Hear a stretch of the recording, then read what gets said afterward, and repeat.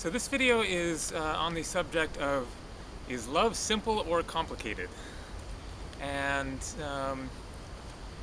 that is certainly a question that is wide open for debate and discussion, and certainly has the potential for, many different interpretations of what does that mean, simple or complicated, and it's not something that you can very easily put into words. But so what is love? Love is consciousness in a state of positive affirmation. So in that respect, it's a fairly, straightforward, basic, pretty simple concept. We all know what love is, what affirmation is, in terms of, whether you're, positively affirming something or seeking to negate it. The thing is, consciousness is very complex, and that is what makes love and, in the context of relationships and everything, very often very complicated. So consciousness is not something that is simply on or off, like a light switch, or like a light switched on or off. Consciousness has, very, many different qualities, contexts, layers to it, dimensions, elements, and within all of us there is most certainly the potential for love. And I would say that almost everybody is loving to some extent. Obviously there are the, extreme cases of psychopaths and things that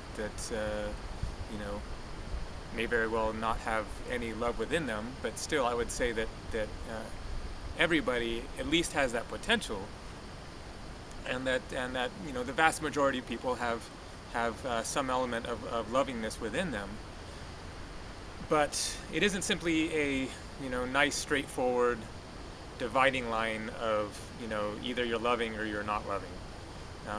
It is very much a gradient of to what extent you are in a state of being that is one of positive affirmation. And also there is the element of what are you positively affirming? Is it something that is in itself loving? For example, are you positively affirming money purely for the sake of money because you're in love with money, and that love is actually a misguided attempt to find happiness based on a material thing that is not connected to love. So very quickly into delving into this concept, you can start to understand that it is a complicated matter.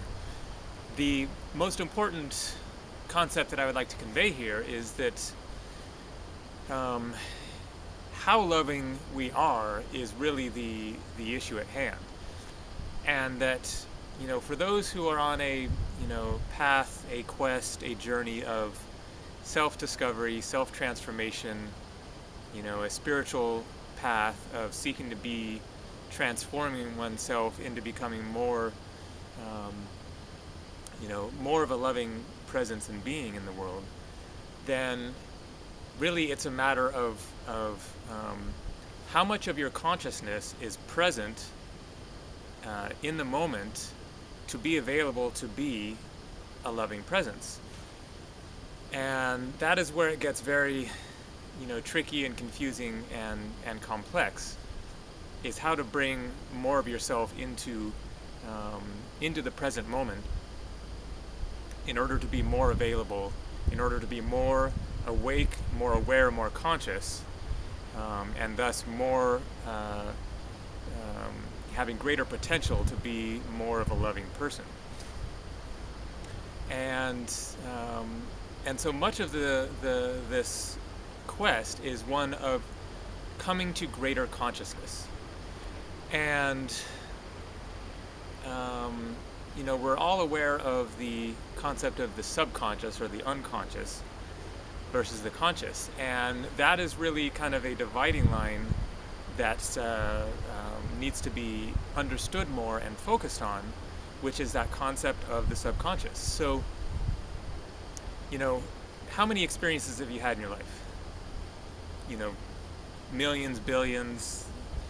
Every moment we're having, various different experiences of here I am, experiencing the kind of cold air here, but the sun shining on me, and some bugs flying around, and seeing the trees and the grass and everything.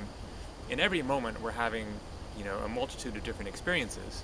Over the course of a lifetime, then we're, having, millions or billions or an infinite number of experiences. And all of these experiences affect us, impact our consciousness in some, small to large way. We have access to all of our experiences within our memory, to some extent, but we aren't thinking about all of those experiences all the time. Obviously, we would be absolutely overwhelmed if within our conscious memory we were completely aware of everything that had happened to us in our life, and even in past lives, there'd be no way we could function. So the thing is that many of these experiences have impacted us in a way that has reduced our vibration because of painful, difficult, challenging experiences that we never fully processed, never truly dealt with, and so we blocked out in some way. And in the blocking out, that is how we became less conscious. And so, really, this path of awakening is to a great extent about reclaiming lost parts of ourselves that we disconnected from because of difficult or traumatic experiences in our past that we moved on from without fully, integrating, fully processing or dealing with, and thus fully bringing with us into the present moment. And so that is why there are so many different exercises and techniques of remembering the past. Things like past life regression, which I've actually experienced, but I was completely hopeless at. I lived on the community of Chris Griscom in New Mexico, who she's a spiritual author and has a lot of books out there. And I did work exchange on her community for several weeks, or I think it was about 5 weeks. And she gave me a free past life regression treatment with one of her students, and I was completely blank. I couldn't come up with anything. So I haven't actually experienced past life regression in any kind of successful way. But anyways, kind of the purpose of it is to revisit some experiences from previous lives, and if something comes forth, then it's because it's meaningful and it impacted us in some way. And in the course of revisiting that, then various feelings and emotions and thought patterns and impressions will come up as a result of that, and then we can revisit that and heal it as a result, basically. Shift something within our consciousness that resolves that issue, whatever that was, and thus releases us from that experience, and so brings us more into the present moment. And you can do that with, obviously, therapy and counseling is the same concept in terms of dealing with this life and going back over experiences from our childhood or whatever, in order to revisit them, see how they impacted our being, and resolve it, in order to basically release energy that got locked up in the course of that unprocessed experience, and bring that energy back into our waking conscious state of being. And that really kind of sums it all up, is that concept of tapping into frozen, blocked energy within us, and releasing that energy potential back into being energy in a state of movement, of vibration, and thus increasing our awareness, our wakefulness, our consciousness, our vibratory rate, so that we are more of a conscious, loving being. So that is where, the concept of love gets very complicated. It isn't just, are you loving or are you not loving? It's how present, how conscious, how positively affirming are you within all these various different aspects of your being, so that you are truly, fully, deeply present here now in this moment, and available in order to be affirming others in that kind of a deeper, more present, much more aware, awake, and alive, loving state of being. So that is the quest, is to awaken the parts of ourselves that we've lost touch with and that have died, basically, and reclaim that potential energy within in order to bring that into the present moment. Bring the past into the present in the course of releasing it. It's kind of a bit of a paradox.